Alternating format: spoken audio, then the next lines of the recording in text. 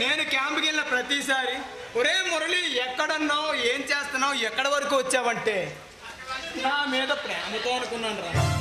కానీ నా వెనకే పోయి తెస్తున్నావు అనుకోలేదు రా. నేను నీలాంటి వాడిని ఊరికే వదిలిపెట్టకూడదు. ప్లీజ్ నన్ను ఏం చెప్పు ప్లీజ్.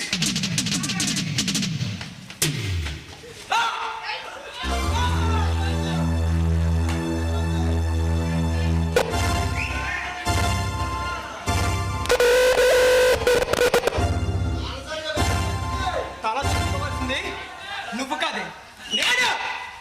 రాజేష్, మురళి. మా నాన్న అప్పటికే చెబుతూనే ఉన్నారు, మురళి నువ్వు మోసపోతున్నావునని. కానీ నాకే తలకెక్కలేదు. మురళి, కాదని చెప్పింది విను. మురళి నువ్వంటే ప్రాణం, నువ్వు లేక నేను లేను, మనం ఇద్దరమే. కానీ ప్రాణం ఒక్కటే అని ఎన్నో మాయ మాటలు చెప్పావు కదా.